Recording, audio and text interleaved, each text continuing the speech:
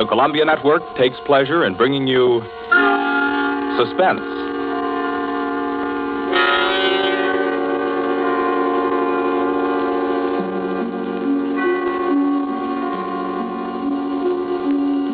Suspense, a new series of programs with one strict purpose in view, your entertainment. Each week at this time, CBS sets aside 30 minutes to excite you, to mystify you, and on occasion to horrify you with a catalog of the world's great thrillers, dramas from the stage and screen, from fiction and radio, dramas that bring you Suspense. This, the second offering of a new series, is a unique one. Certainly, it is one of the very few pieces of suspense literature that somehow manages to tickle your funny bone while busily engaged in tingling your spine. Make no mistake, though, nobody's kidding. CBS presents its adaptation of John Collier's well-known short story, Wet Saturday.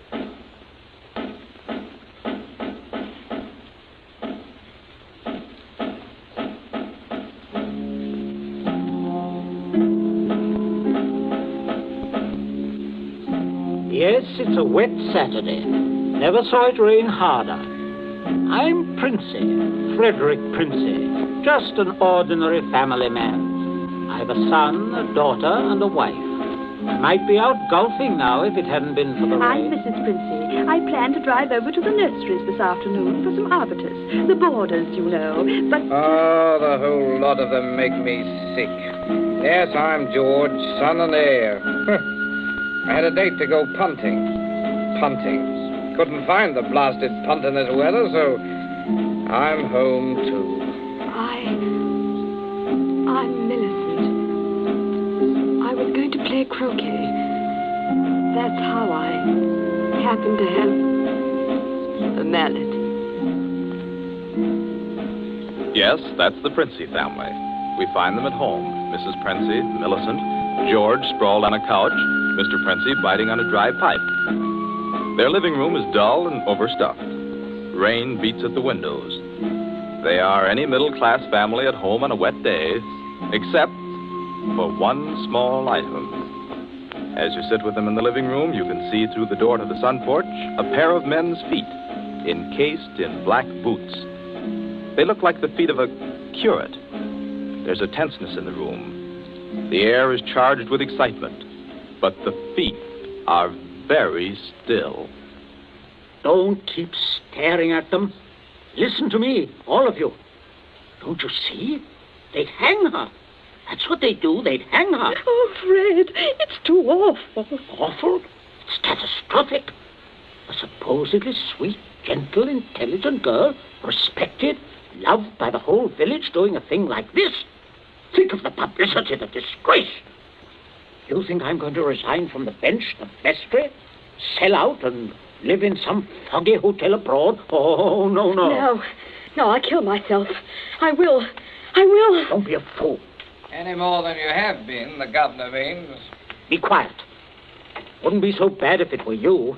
Everybody in the village knows you're not responsible. George. Yes? Get off that couch. Sit up on your spine. You might be of a little use here if you could think. Listen, Governor, this isn't my funeral. Oh, shut up. As long as I can remember, George, you've been a trial and a tribulation to me. Oh, I can't stand it. You've got to stand it, my dear. And keep that hysterical note out of your voice. You hear? Yes. We are talking about the weather. Now, George. Yeah?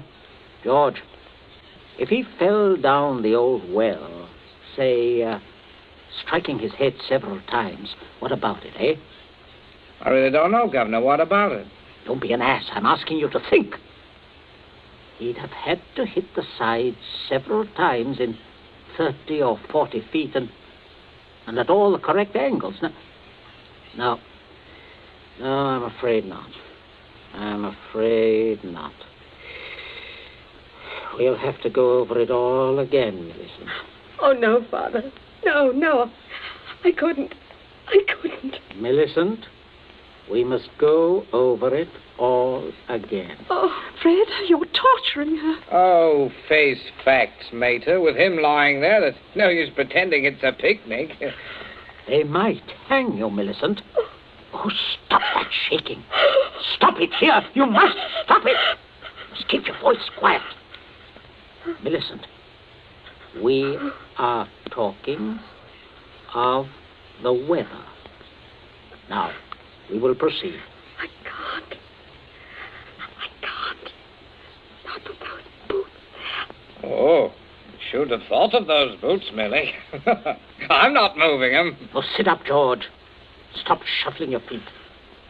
Now, Millicent, look at me. Answer me truthfully, you hear? Answer me. You were in the croquet courts. Yes. Who knew you were in love with this wretched curate? Oh, the whole village. They've been sniggering about it at the pub for 3 years past. What a filthy mess. Millicent, we continue. You were on the croquet court. Yes. You were putting the croquet set into its box. Yes. It was starting to rain. I was carrying the balls and mallets into the sun porch. The box was there. You heard someone enter the garden gate and come across the yard. Yes. Could you see who it was? Oh, not at first. I was going into the sun porch. I threw down all the mallets but the red one and turned around. It was Withers? Yes. So you called him? Loudly? Did you call him loudly? Could anyone have heard? No, Father, I'm sure not. I didn't really call him. I just spoke his name. He saw me as I went to the door. He just waved his hand and came over. How can I find out from you whether there was anyone about? Whether he could have been seen? I'm sure not, Father. I'm quite sure. So, you both went into the sun porch. Yes. It was raining hard then. What did he say? He said, "Hello, Millie," and excuse her coming in the back way, but he set out to walk over to Liston. Yes? And he said, passing the park, he'd seen the house and suddenly thought of me. And he thought he'd just look in for a moment. He had something to tell me. Go on. He said he was so happy. He wanted me to share it. He'd heard from the bishop he was to have a vicarage. And it wasn't only that. It meant he could marry. Then he began to stutter and get all confused. And of course, I thought he meant me. Don't tell me what you thought. Tell me exactly what he said, nothing else. Well, oh, dear. Oh, stop crying. It's a luxury you can no longer afford. Tell me what happened. He said, no. He said it wasn't me. It's Ella Bragdon Davis. And he was sorry and all that.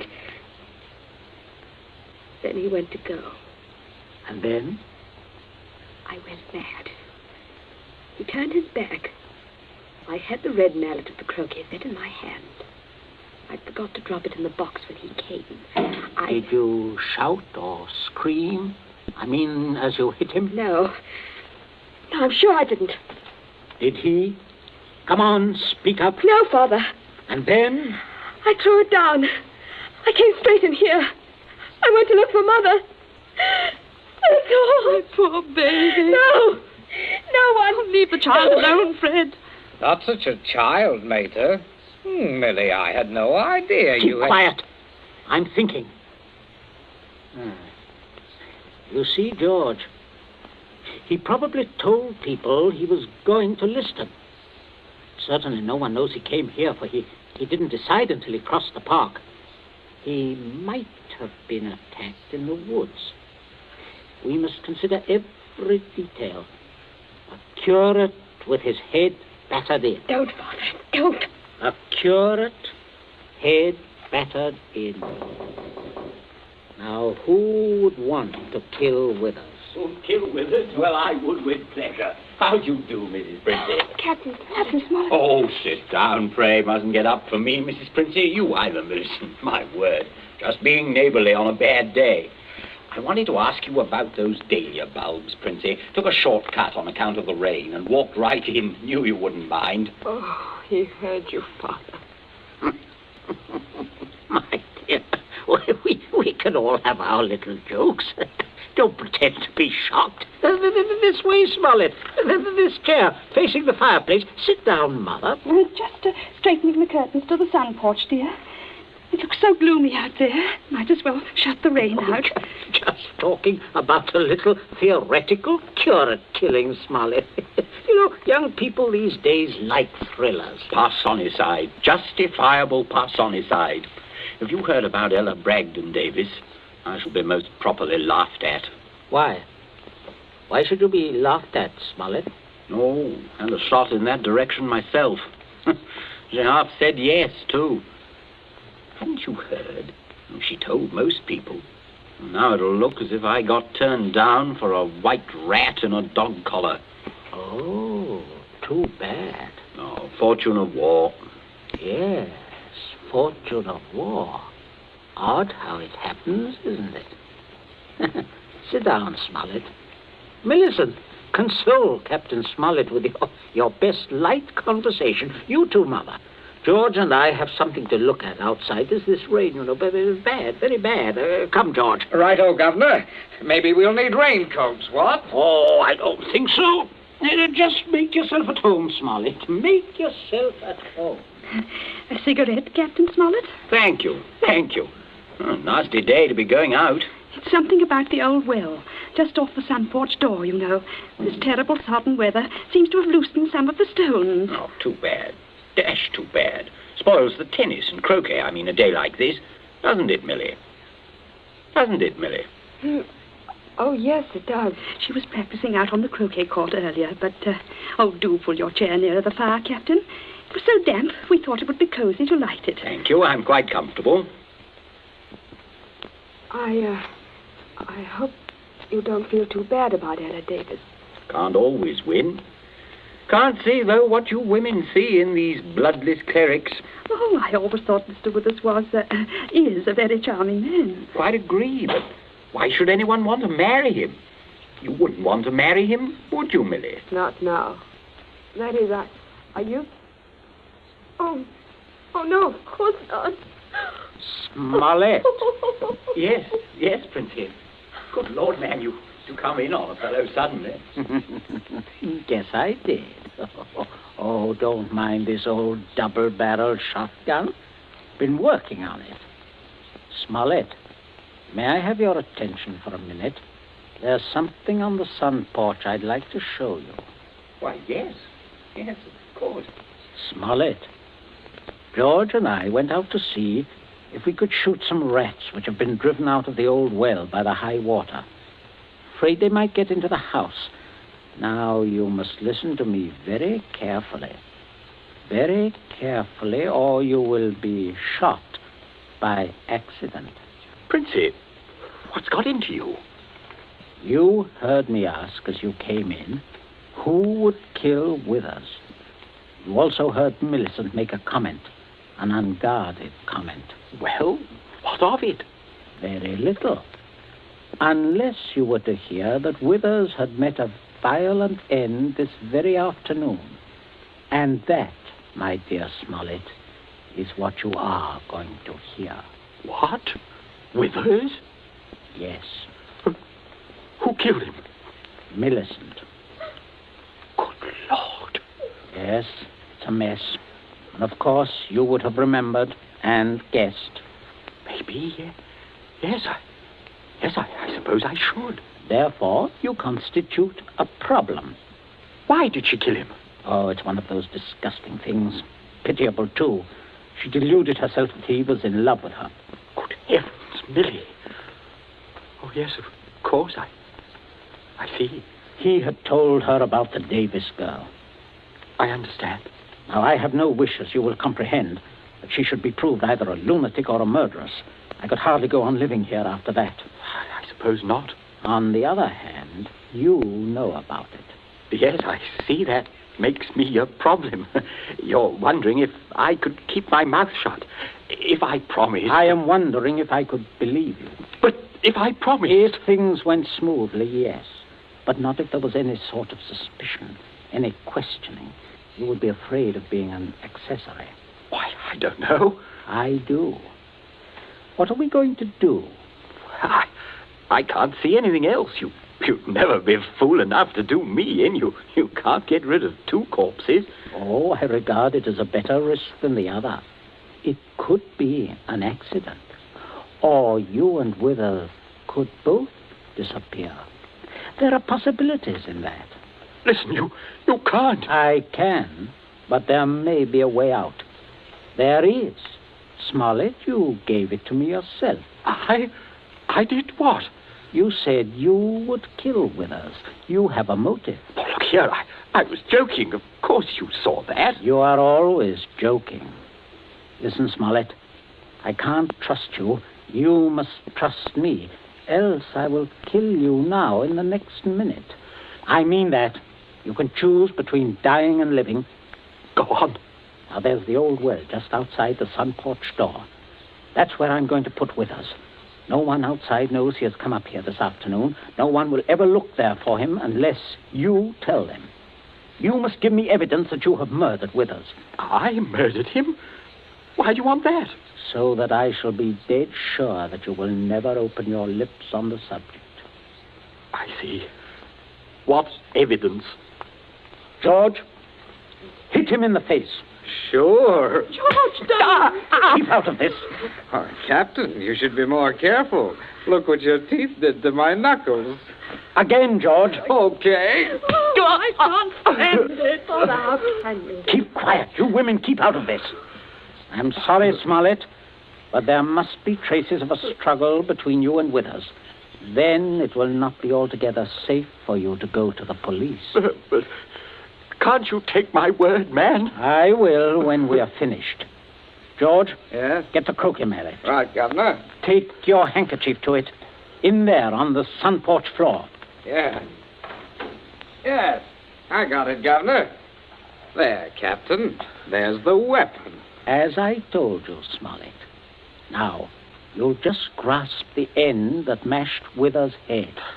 I shall shoot you if you don't. But good Lord, you can't. All right. There. That's it. Now deposit it out by the side of the house. Out of the rain, of course. No. Wait, George. Yeah? First, you'd better pull a few hairs out of his head and put them under the nails of Withers' right hand. Princey, have you gone mad? Do you know what you're doing? With this gun, yes. Go ahead, George. Sorry to muss your hair up, Captain. Oh, shut up, Smollett. There. That's all we need. Now for Withers, and we'll fix it right up. Be right with you, Governor. Smollett, you may turn around. Withers is just there in the sun porch. Draw back the curtain. Good Lord, Princey. Yes, messy. But we'll get him fixed up. Now you, Smollett, you've just got to drag him through the door and dump him in the old well. Just beyond the door, Captain. I won't touch him. I won't. All right. Stand aside. Out of range, George. Right. Only one place I want this bullet to go. Father. Oh, Father. Keep quiet. My aim's none too good. Wait a minute. That's better, Smollett. Much better. Go on now. In here. You'll have to take him outside. By the shoulders ought to do it, Captain. Keep quiet, George. Go on, Smollett. Go on. You've seen dead men before. Drag him. Drag him. I'll just hold the gun here to make sure that everything goes all right.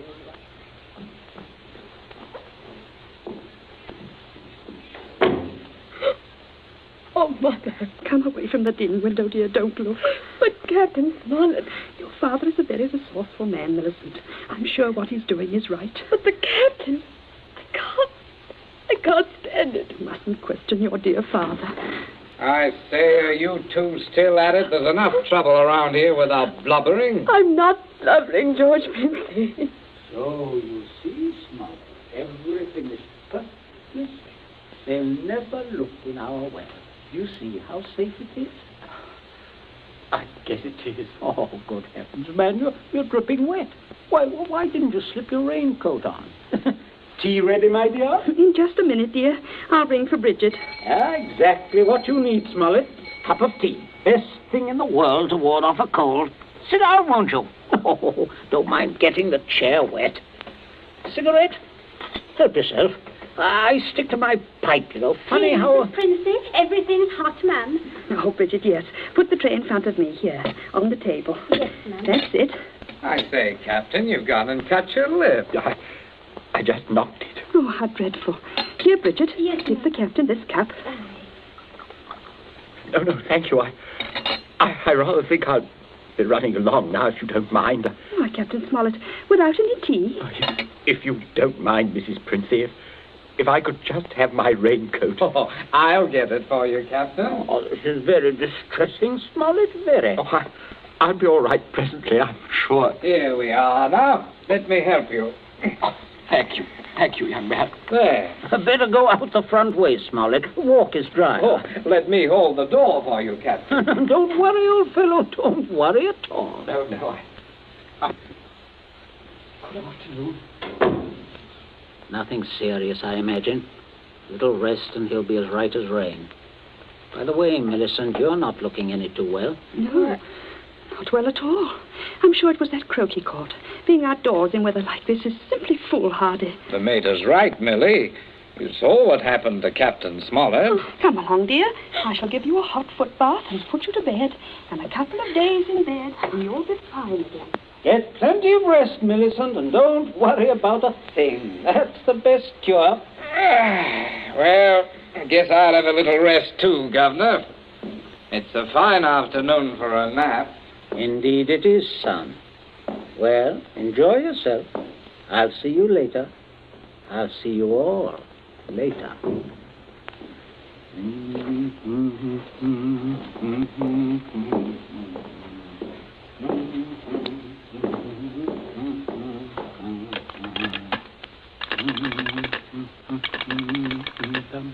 Your number, please. Oh, would you get me the police station, please? Police station? Right away, sir.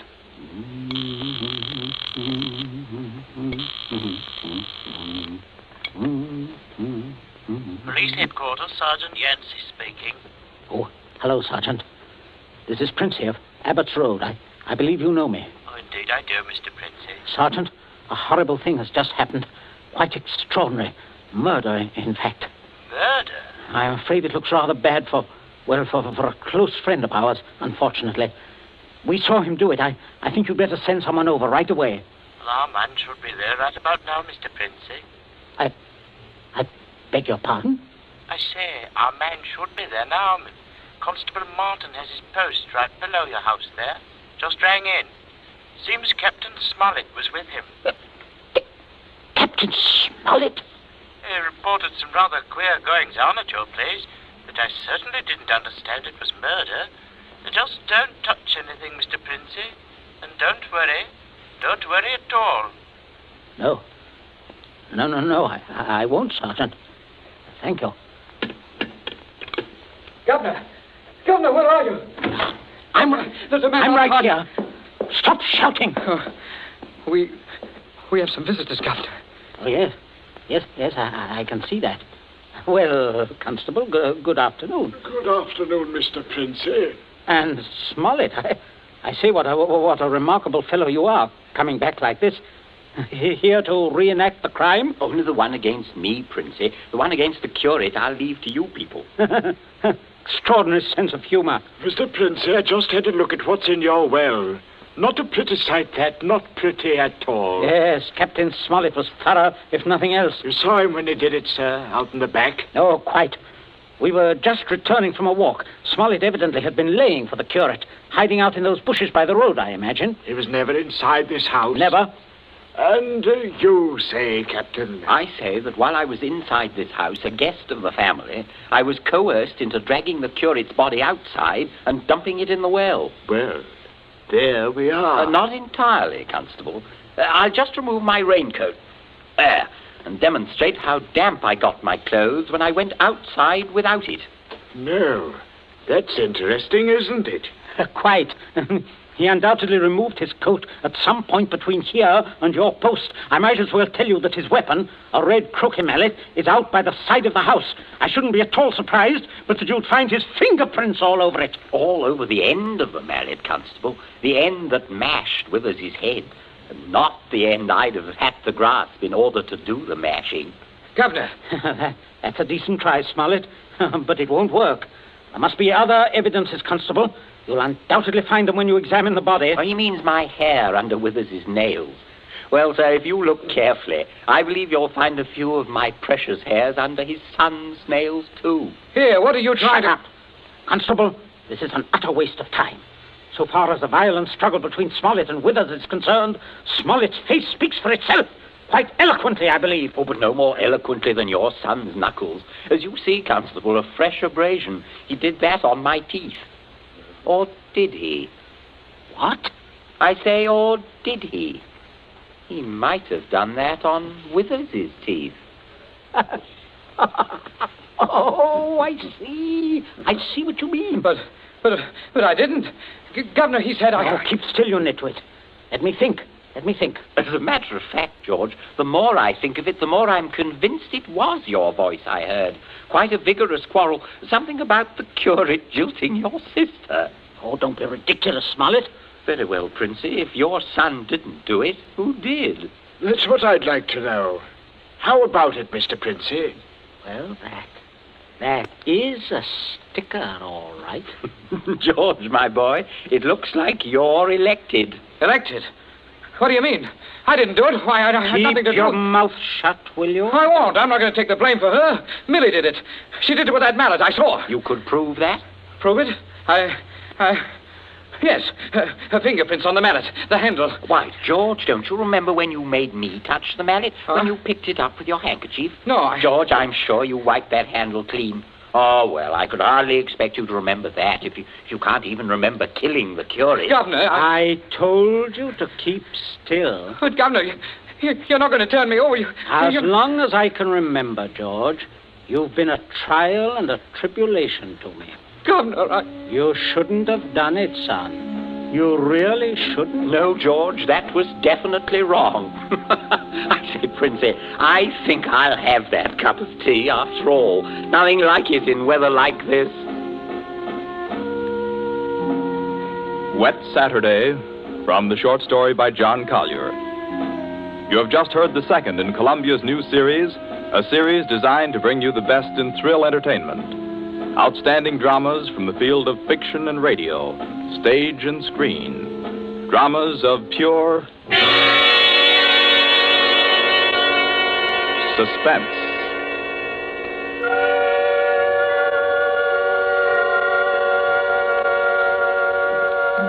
This Columbia feature is produced and directed by Charles Vanda, with script by Harold Medford and score by Bernard Herrmann. Be with us again next week at this same time when we present Suspense. This is the Columbia Broadcasting System.